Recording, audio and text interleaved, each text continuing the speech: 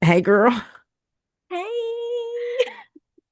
I am so excited to have you back. Also, I'm just seeing the phonetic spelling of your name on the screen. I love it because even though I'm looking at your name like, y'all don't, that's Lonnie. How do people pronounce that if you got to put the phonetic spelling?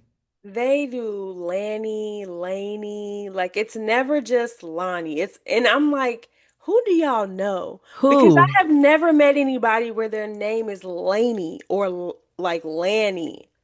But W- sometimes I'm meeting with people who are from other countries, so like they just talk differently, but I was like, this is what it is. La. Like la la La. la la. Nee. You're a You knee. know, Everybody has a knee. I appreciate that reflection of like people being from different countries because I was about to say racism be so wild. Now, the Mm-hmm. point still stands It that does. racism be so wild. But I think cultural nuances will let that be. But I Yes. will say when I was in high school, we had a substitute teacher and I went to a white Catholic high Mm. school. The substitute was a white woman. And my name, as is evidenced by the dictionary and the Bible and other sacred texts, has been around since time immemorial. Okay. Hmm. Chasael in Hebrew. Okay. She calls up my name, Chazel. I said, how do you spell that? Hazzelle. Gazelle? Like gazelle? Right. And I was like, I don't understand. And at that time, she wasn't doing a checklist. She was just asking people, what is your name? Mm. I, Hazel. So they just be trying it. There, you know good and they, dang well my name ain't yes, Hazel. some of them do. I feel like if they know you're black, they think like they gotta put a little special something on it. Like, baby, no. Phonetic spelling. I know y'all went to school to get this far. You Please, did. just phonetically sound it out. Please act right. But then you have these episodes of have you seen Key and Peele? I seen Where that episode he's that you're like talking about. Yes. Balaki? A Ron. A Ron. Yeah. Yeah. A Ron. D nice. So I mean, Yeah. then you have those when it's like, but you can laugh at that, right? I can Yes. appreciate that. I But will laugh at that. oh, always 100%. Like, I'm not stuck up. I'm gonna have a good time. I'm the person that's like, yeah, The Office definitely would not make it in this day and age, but I'm Hell, watching it and laughing at it every single time. it's hilarious. Michael Scott is inappropriate. The worst. Like The if he was I absolute had a worst. boss like Me him. too. Like And I Jesus, actually didn't like him. I didn't like having a boss hated like him. that. Hated him. It wasn't good. Like, I'm not laughing. I don't like Right. this, It was actually. not funny. It was I'm actually traumatic. Like I like, hated my life. Like this was the worst experience ever. But on TV, when they can look at a camera on the side and be like, "You seeing what I'm seeing?" oh my It's God. very much so hilarious. Do you know I've actually watched The Office a million times, and it is actually like when I'm doing work and I just need some background noise, I will put The Office on. So I've like maybe watched it 20 plus times, shoot, all Mm, 9 seasons. And don't get me started on after Michael left and it was terrible. yeah. But um I started to notice that I would pick up that looking at the like a camera's next to me. So sometimes like people will say things and you know how we black women, if we find each other, we be like, Yes. I know you see what I just seen. Yeah. but Hmm. I do that by myself when I see something happening. I'm like, there's a camera. Y'all catch that? Yep. Somebody, because I'm being punked, obviously. There is a Oh my camera God. somewhere Ashton Kutcher is somewhere around here because waiting to come y'all out. playing in my face. Yeah, it's like that. Oh, I love this laugh. You know what, Lonnie, this is so good for my spirit because when we were talking about kind of today's topic on mending, right? Mhm, That I'm just gonna be real honest with you. mhm, Laughter is a sign of wholeness for me. And it may mhm. be true for other people too. And I know the times in my life where I haven't laughed enough. Like, Yeah. or maybe I've just been too serious or thinking back to my childhood when like laughter was so sparing. You can almost hear I can hear right now like the silence of my house Mm, and then the uproar every blue moon when something yeah. happens. So I just appreciate entering into a conversation about mending by continuously mending something that was broken for me, which is laughter. So I'm Mm. grateful just on that alone. Oh yeah, it's good for Oh, my spirit. yes, I agree with that. Laughter is, my mama always said that when I was younger, like laughter is medicine. Hmm. And my mama didn't cackle often, but when she did, we knew she was tickled. And if she's still alive, I'm saying was because I don't live with her no more. Uh-huh. But like, Shout out yeah, mom, you know. yeah, shout out mom, because when she tickle, her voice be so high Oh pitched. wow. Like I know she's just this is the best thing ever. It's so hilarious. That laugh. Oh, I And love it. I love when I have one of those. Like I agree that like I know I start looking around like, girl, why we ain't laughing and why so serious? Girl, Why take so it off. serious? Yes. It's Yes. a beautiful thing. I'm grateful. So that's what we're talking about today. It could be laughter, it could be whatever, but just as a quick refresher, right? We've talked about in this the podcast so far, like what does it mean to rush? We've heard from folks around the rushing, the cracking, and the surviving. We know about survival, man. And in the introduction of this season, I jokingly called this the worst hood I've ever lived in. It is. Now it's been one of the hardest ones because I also live in motherhood, and so I'm double hooded up. You know what I'm saying? It's very Yeah. difficult out here in these streets. But as we moved into like the second segment, that's really about what does it mean to return. Mm-hmm. And return can look like a million things for people. So for me, for a long time, I did not physically return home where I grew up, where the cracking happened, where the rushing from happened, all the things. And as I was thinking about what my life required of me, because that's how this book really came to be, this podcast really came to be, is I'm like, my life is requiring something of me, which at that time was growth. Like, well, even now, I hope it's forever. Yeah. Um, Quick aside, hopefully not forever, actually. I'm Like, let me for clarify. like Point of I want to be clarification. growing. I'm a lifelong learner, but Lord, I see what you're doing for others. Yes. If you Yes. do not mind, I would like a break. Okay, but just Jesus. being on this growing, healing journey, I like the mending isn't just about feeling like, okay, I've done the work. I can forgive those people. I never got to talk to you again. That Yeah. wasn't the case for me. So I'd be curious because we're talking about mending Yes. in the context of rushing to this adult life. What is what is mending mean for you, and what are you mending right now in your life? Mm.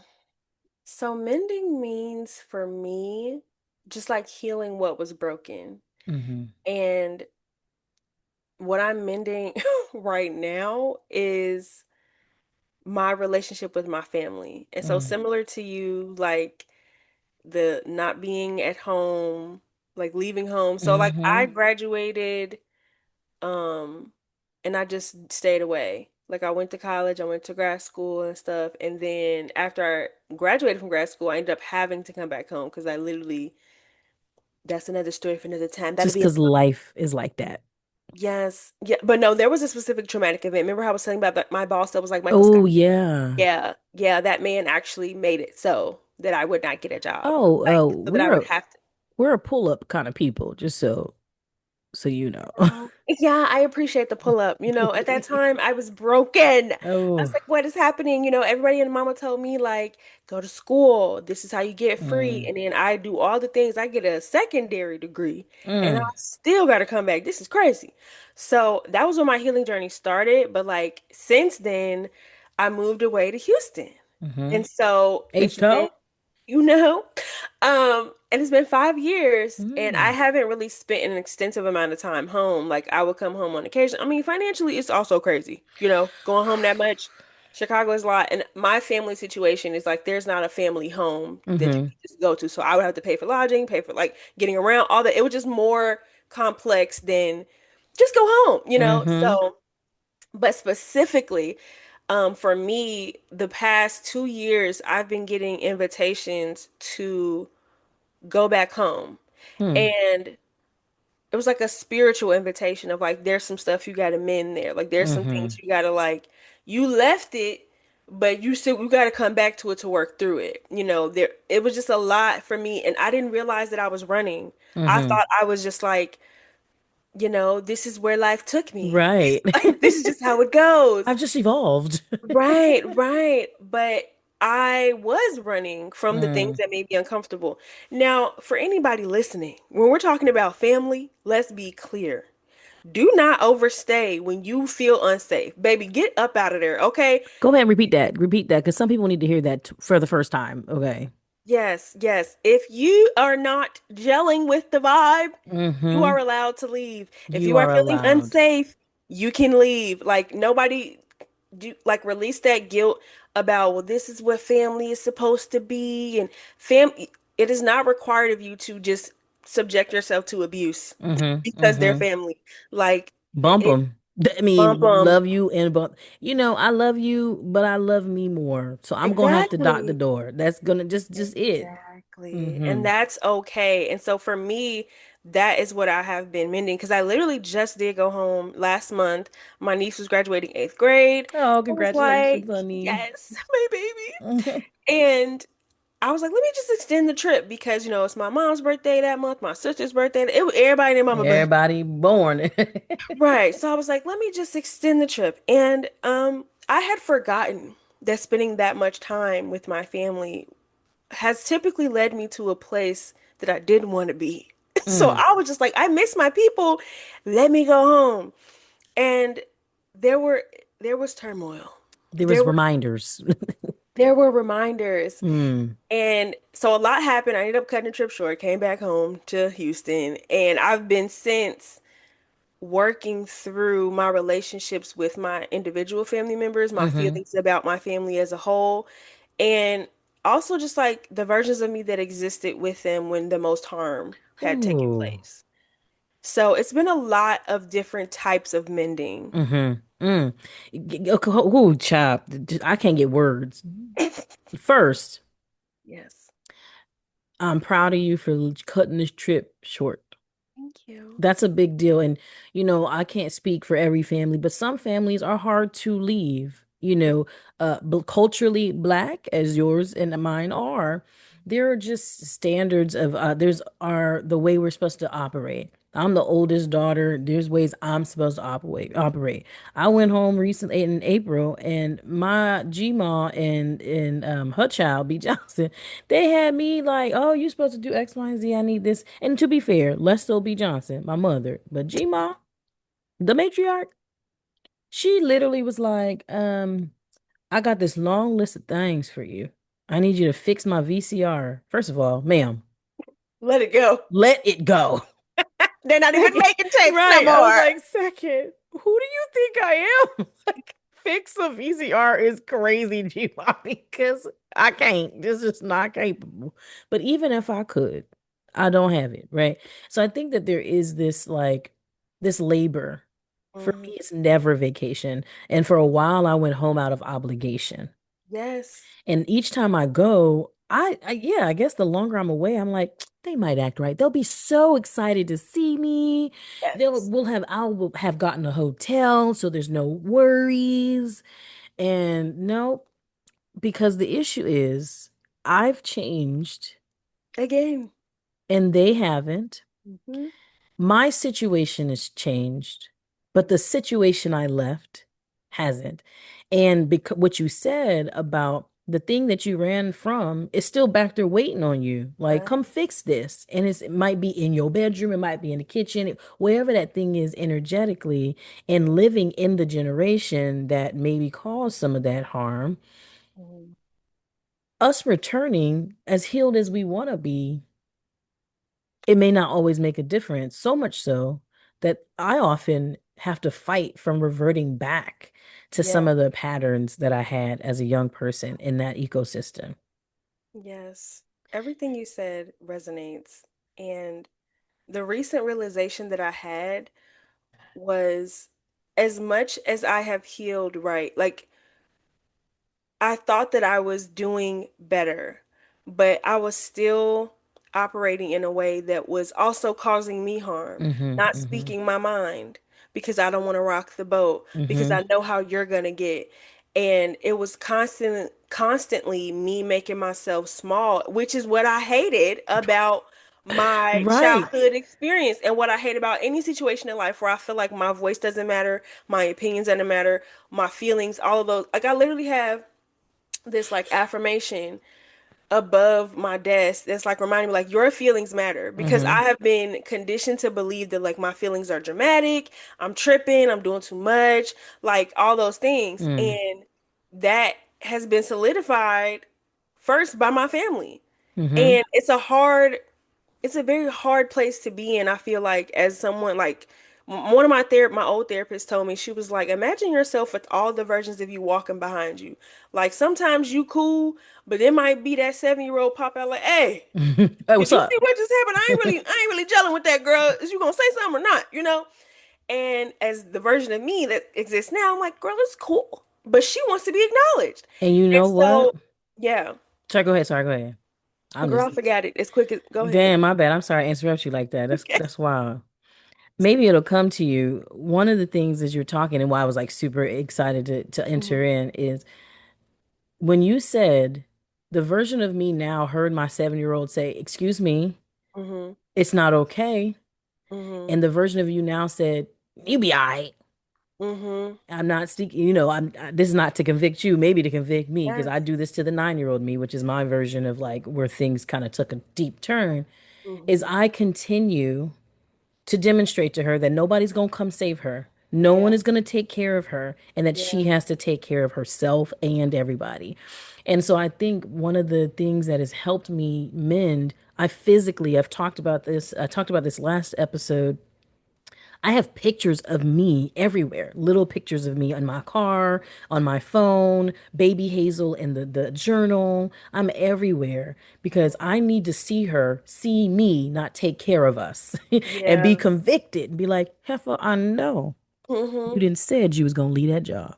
Not the Yeah. job I have now, praise God for the blessings, right? But before, okay? Clarify, point of clarification. Clarification. I actually, real point of clarification. I freaking love my job. Absolutely love my job. I'm Mhm. honored. But other places where I said, Little Hazel, we about to get up out of here. And she just looking upside my head like, girl, it's been Yeah. about 2 years. Where you at? What's up?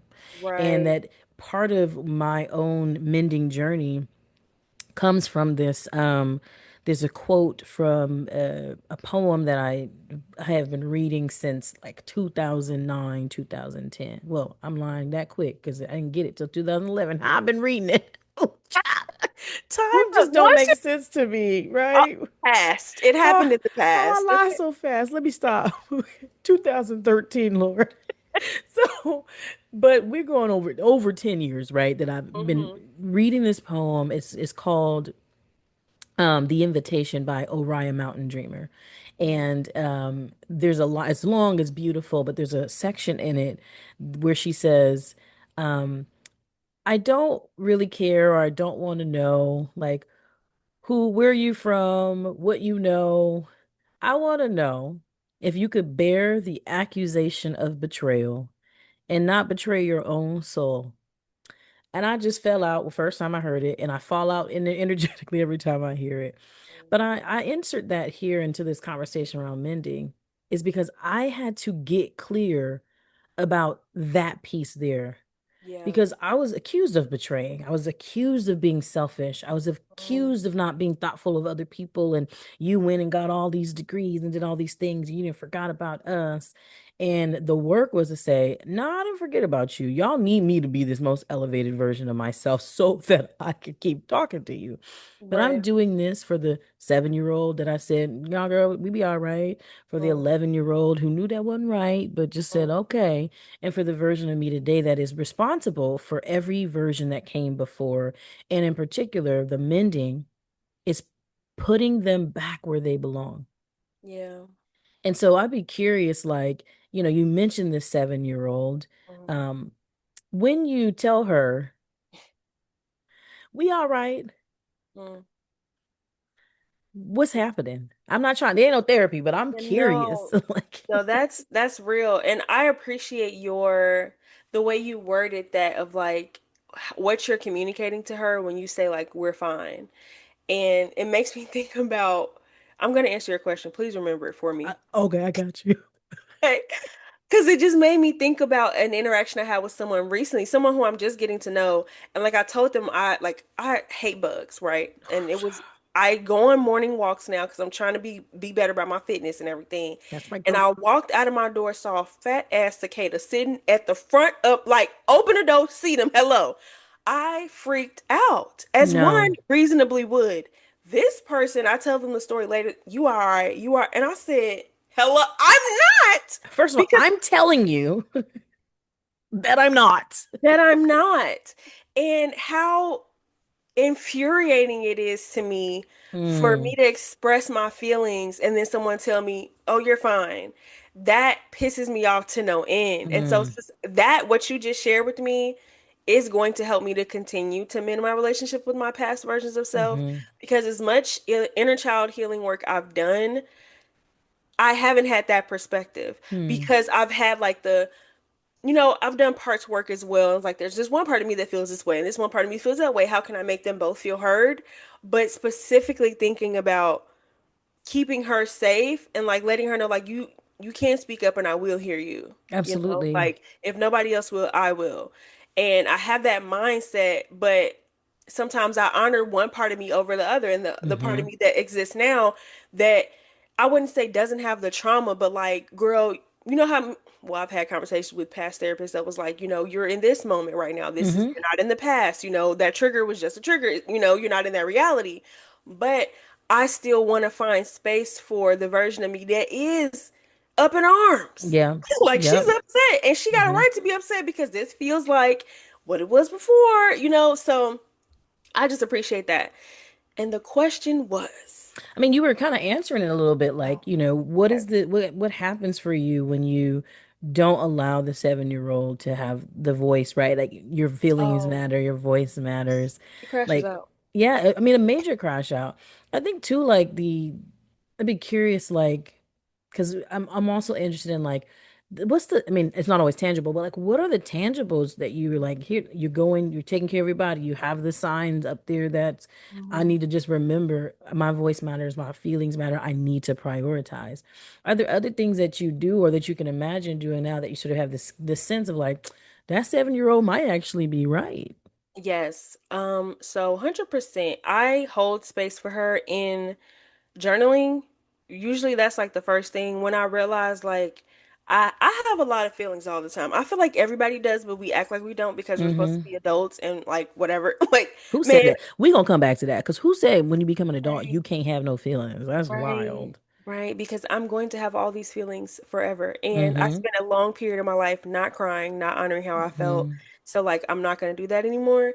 So, the physical things that I do is, physical movement for one. Like, yoga helps, like, I feel like I don't know if this is true for everyone. I know they target a lot of the marketing to women, like, you hold a lot of trauma in your hips, but I think Mm-hmm. everybody does. So, Everybody could use a little bit of yoga healing, right. honestly. Yes, movement. So I also love to dance. Like I will have a dance party. Music is very healing for me. It's always been. I've Mm, always also been a dancer. mm, And so like those ways of me just getting out how I feel, that feels good. Journaling and just seeing what the fuck I gotta say with my full chest, knowing ain't nobody gonna mm-hmm. read that bitch. Mm-hmm. That also feels great. Um, and crying. Like a part of me hates to say it because like people be acting like it's not that big of a deal. I'm like, no, shed them tears because that's gonna help you. I Mm. like to say all I need is to scream, cry, and slide down the wall, and then I'm fine. Like It's that is true it. though. I mean, folks are calling it crash out, and I think that looks different for different Mhm. people. But a quick little boo-hoo scream, if you need Yes, to fall on the floor, if you need to be like, "Phew," whatever you need to do.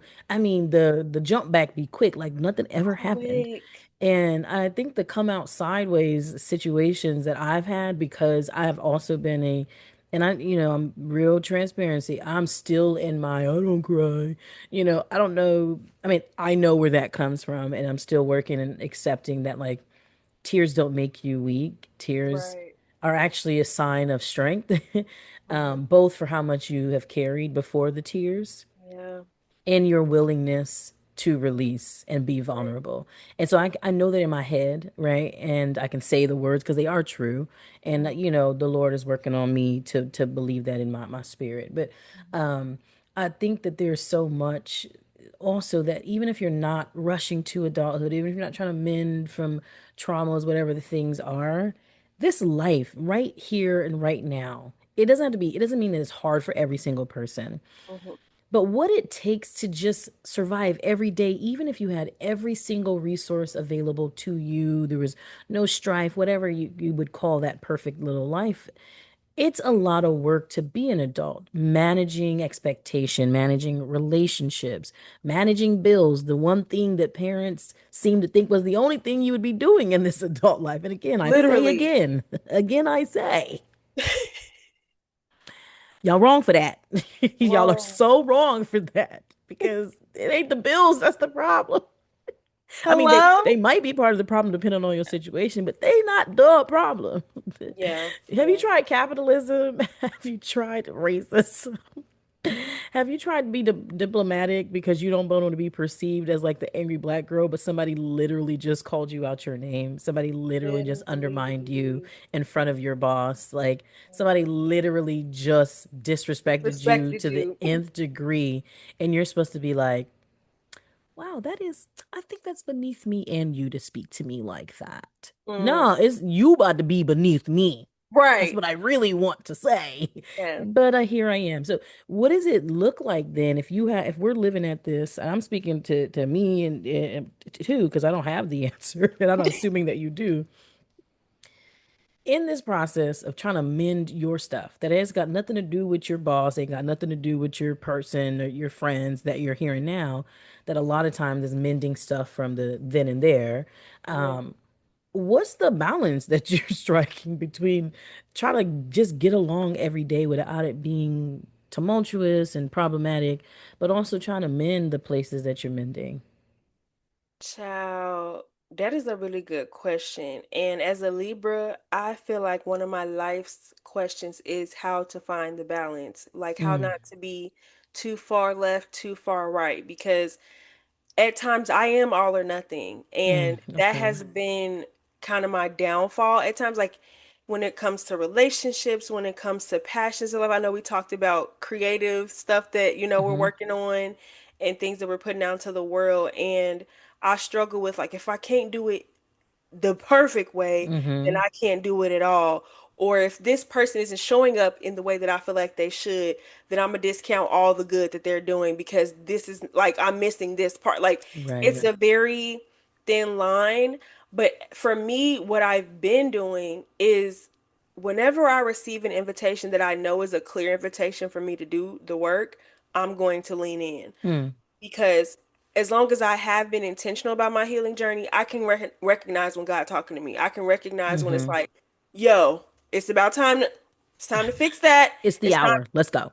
like, hello, there's a reason this is being brought up for you right now. Like observing how I'm feeling, Mm-hmm. like paying attention to what triggers my anger, what triggers my sadness, like all those things. And also sometimes I'm like, it ain't that motherfucking deep.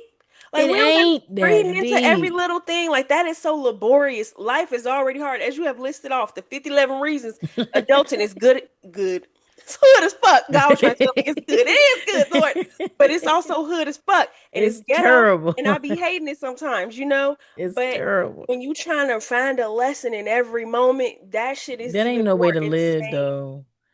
It's That's no way to crazy. live. You'll drive yourself insane being like, "Oh my God, God was talking to me through that yellow butterfly that just went like, oh my God, please relax." Quit trying to extract meaning from everything. That's wise, though. And it isn't that meaning isn't in everything. I believe that God is in and is everything. Hmm. And things will organically make themselves known. And I think part of the journey beyond the mending is actually positioning myself to be receptive. So Absolutely. you don't need to go searching for the meaning. It'll naturally, right? We know the moments where like the light bulb just click Yes. and or seed that was planted 10 years ago takes root because you needed that relationship 10 years down the Mhm. line. You needed that mentor, whatever that thing is. And so I love that. Like, and I implore all of us to think about like it is okay to make meaning about life, but everything Mhm. ain't that deep. nor It's should it be. Like, it's yeah. okay for life to just be a regular day. Like, I love the days where ain't nothing happened. I got Mm, no praise report. I mean, the praise report is that I'm still here to tell about it, right? But I ain't got no lament. I don't have yeah. nothing to call home about. Today was Mm, just regular. Thank you, God, for getting me to and from, hello. and I'm still here to tell about it. And I Mhm, think that that's for me, the gift of this, the work of mending is mhm, getting to a place where even if I'm looking back at stuff, even there, everything didn't mean anything. One of my most interesting moments with B. Johnson was I was 25 years old, and she had called, and one of the things that she did a lot, excuse me, let me just go ahead and rephrase. At that time she was doing a lot was she didn't have and I know this now from therapy, but mm, she didn't have the tools to ask in a way that wasn't like demanding when she needed mm, money. So I had a job since I was 14 years old. I was providing for my family, literally just up until about, that time, 25, when I was still, I went through college, sending money home, all the things. And I was 25, and she called, and she does this thing like, the light about to go off. I need $82. Send it now. Like that type of, not even giving you a moment. Like, mm, send it. Here's the number. Send it there. Like, no ask.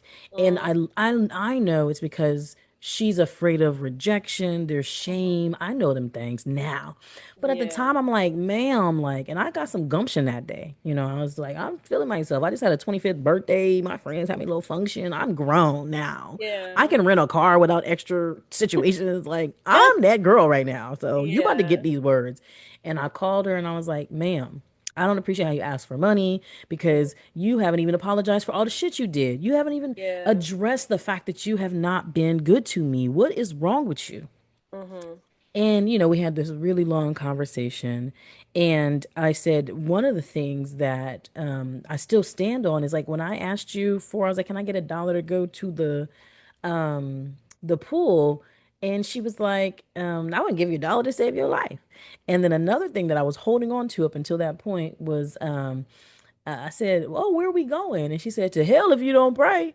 And I Mhm. was holding on to those things as like the worst things anyone could say to their child. Mhm. And so I'm like telling her, like, no, man, like this is what I've been holding on to. She said, what? Mm, That was crazy to her.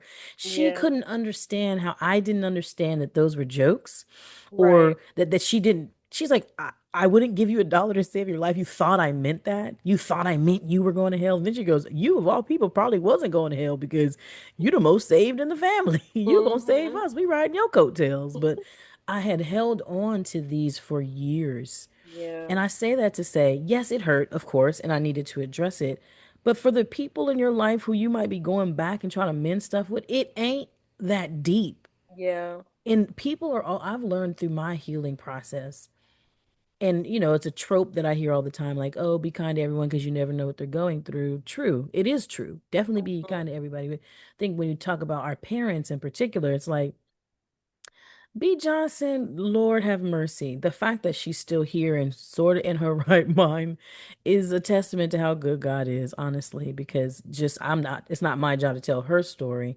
But Yeah. yeah, I could understand. It doesn't feel good as a kid, right? But when I'm going Mhm. back to mend, what I'm also doing is allowing humanity for the people who I need to mend, right? When it's possible. There's some people like, you Yeah, can there's forever nothing. kick rocks, like Yes. forever kick rocks. I Mhm. don't care. I don't have no hate towards you, but also there ain't no love. You could go. Right. But for the people where there's room, like, yeah, the mending don't mean that we're best friends, like at all. Like, she's still B. Johnson. I do not address her as my mother, though Mhm. she obviously biologically is. But our relationship was never mother-daughter. And in any event that it was that I was the mother and she was Mm. the daughter. And so I call her B. Johnson, and she has accepted that. And I think it's a sign of mending myself, the part of Mhm. me that felt like when you were talking about like you have to like just operate just because that's the way things are. Like, Mhm. it had always, for my whole childhood and beyond, felt one of the most uncomfortable feelings was when I called her mom. Mm. It never resonated. So when I was a kid, I called her Madre. Um, or if I was using my real dialect, madre. And I spoke Spanish, and it felt like, even though it is also mother, it felt like a disconnect. That, Yeah, most to definitely. give her something but not take from me. And when Mm-hmm. I came of age and I started calling her B. Johnson, she was resistant for years. And only in the last 7 or 8 has she really embraced that's just who I am to her. And Yeah. it works out. So all that to say, I think the what you talked about around, like, it just isn't that deep. There are things that are deep, and I do encourage all of us to keep playing at it and doing the healing work that we see is valuable, and then just be okay that you kind of was holding on to something that wasn't Yeah. that deep. It wasn't that serious. And it's like, yes, it was serious to 7-year-old, 9-year-old you, but those are the things that, like, as an adult, I can recognize that you're not always gonna say the right thing. If you're frustrated, like, all these things are happening because adulthood is It's ghetto. so hard out And here. for me, thinking about, like, my mom being a single mother, having, like, all of this responsibility on her that was not what she planned for. She Mm-hmm. did the right thing, got married, did followed all the steps like I just said, like I did, and life still threw a wrench in your plans, and you still got to keep going. You got these Mm-hmm. kids to feed, you got bills to pay, all of that stuff. Like, you're not always gonna get it right. But for me, the mending really happens when you have that recognition, but you're also willing to have the conversation, right? Yep. Because I feel that you have to at least try. But like you said, there's some people where it's like there is no conversation to be had. You really was just an evil, downright, down, just trifling ass person, and I Mm-hmm. don't have nothing else to say to And you you. gonna have to account for them sins at the end, just so y'all And you know. will. And I'm okay with, like, never saying nothing to you again. You know what I'm saying? Like, you just It's got a your path dub. and I got mine, you Bye. know?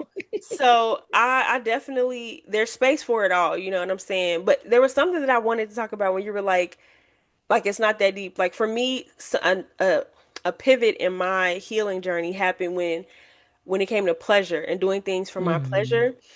And I love reading. I Yep. love, love, love reading. And so when I started my healing journey, I was all into self-help because I feel like that's where you get your knowledge. You learn from the people who have Mhm. done the thing, yada, yada, yada. Girl, when I tell you I got one of my greatest breakthroughs from reading a black romance fiction, not like it, I Ooh. was ugly crying like, oh my God, she see me, she know my story. Like, and Oh man, that don't it I be like had a that? breakthrough, but it wasn't from a self-help book that was Mm. written for to help the girls that work with this and, like, have this issue. It was just a book that I had honestly avoided reading for a while. I do believe that books are meant to be open at divine time. Oh, And certainly. I kept wondering, like, why can't I read this book right now? I don't know. I don't know. I don't know You where wasn't I was ready. I wasn't ready for the book. And when I got to that part, I literally messaged the author. I said, girl, thank you. Thank you so Because much. that book, I just felt like she wrote it for me. Like, she was thinking about me when she wrote that. So exactly what you were talking about of, like, people are waiting for you. Like, somebody else's breakthrough is Mm. tied to you doing what you're supposed to do, being obedient. Mm-hmm. And it's like we be waiting for whatever. I'm really talking to myself. I don't know what the You hell I be talking to waiting me for. too, cause Lord. It's a process. Like, it's all the things, and I feel like for me, I feel like as it pertains to mending, I'm like, you have to have the mending done before you can start talking about it. And that's just not Mm-mm. true. Like, you're always going to be in the mix. Let me tell you why the the book and the podcast, they are intentionally using gerunds. I didn't say rushed. I didn't say cracked. I didn't say mended. I Mm, said rushing. I'm still rushing. I'm still surviving in some areas in my life. mm, I'm still mending. And the yeah, goal is, as I move through, I'm going to still be enjoying. I'm going to still be being, right? And that's the gift of the gerund, the ing, is that it is continual. Now, it doesn't talk about the frequency, right? I hope that I've moved to spaces in my life where I'm surviving less, right? I'm thriving right. more than I'm surviving, but surviving happens. And Yeah. survival is a part of, like, that caveman mentality. Mm, I every day have to move out of survival mode as a stepmom, mm, as a person who's like, I want to feel that I bring value. to a Mhm. teen who doesn't find value in how I approach caretaking and stewarding a life, which is with more structure, more rigor, bringing discipline, like in terms of being a disciplined person, bringing Mhm. integrity. Those are things a 14-year-old don't want none of that, but Mhm. it's Yeah. my approach, right? And so I'm surviving by being like taking things personally sometimes. One of Mhm. my like highest values in life is not to take things personally. I Yeah. learned that from the Four Agreements, one of my favorite Yeah. books.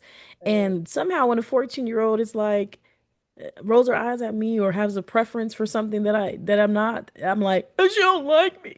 Like all Yes. of that comes up. So survival is still there. The part of me that wants to be seen, all the things, right? And Mhm. so I am every day gerunding this adult life. I'm adulting, Yes. and it's very difficult. And I will say, we keep saying adulting is difficult. It is. I mean, It is. I'm personally saying that it is. Now, the beauty of my previous conversation is that Delano's like adulting is great, right?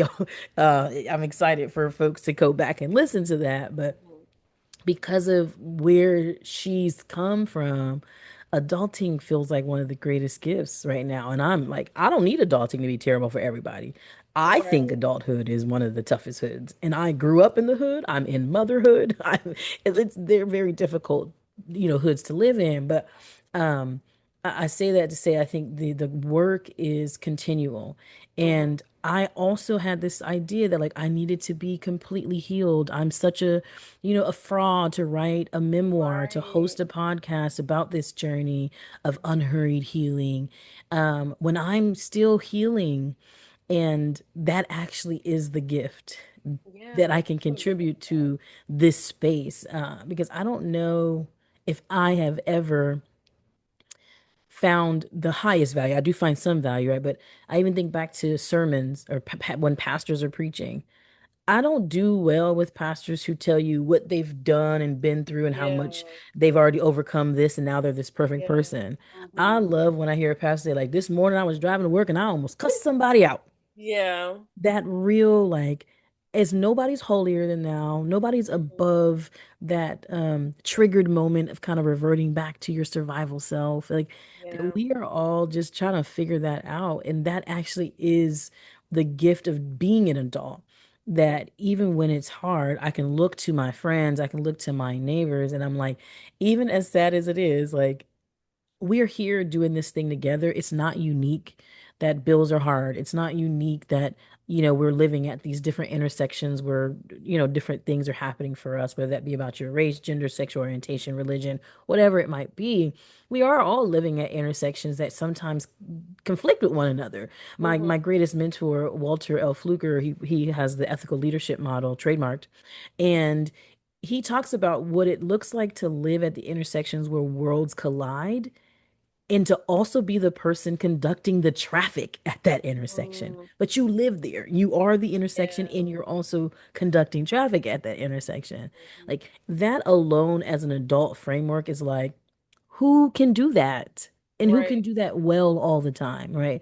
And so Right. by design, mending is just what's going to be naturally happening because sometimes, unfortunately, car accidents happening at intersections, traffic lights stop working and somebody's got to come out and conduct, like that happens. And so the mending is just, even while you got all your ducks in a row, the mending still is necessary.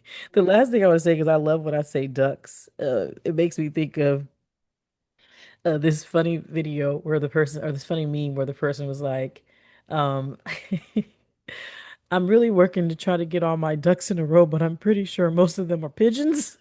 And I just am like, yeah, that's it. I got a couple ducks and a lot of pigeons, and we Yeah. gonna have to get them in a row. That's the best I got, and that's the work. That's how I kind of make it through every day.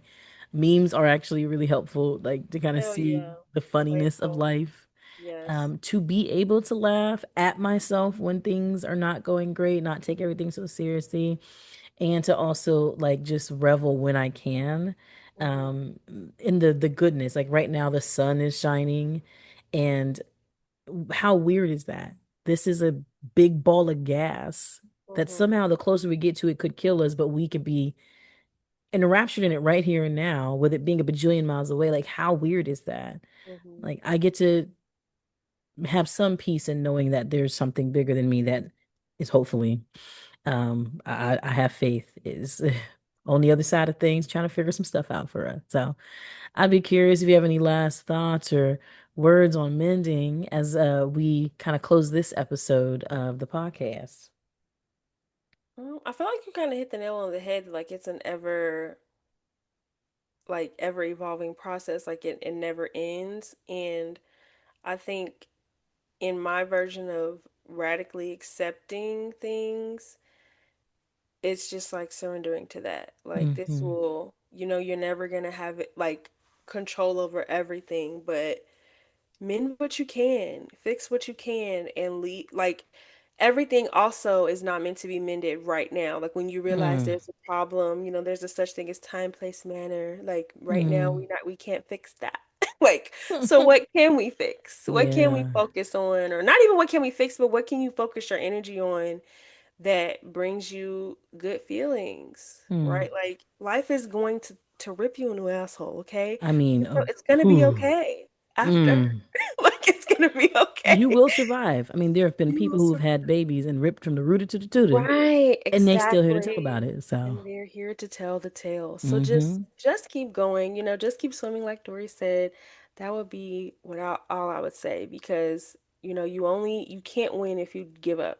Hmm. So just keep going. That's right. I appreciate you. And, on the theme of surrender, we'll talk about that actually next week. And I'm excited to bring this theme of mending, surrendering, back together, surrender to the parts of ourselves that need to be in control, and Mm-hmm. surrender to what is, and surrender to the higher power if you believe. I'm grateful for this conversation, for this budding, growing friendship, and for the life that is between us. I'm so excited for all that is birthed both in this conversation and what will come after. So I'm grateful for you and thank you for joining me on this journey of rushing to adulthood. I'm going to see y'all. Bye.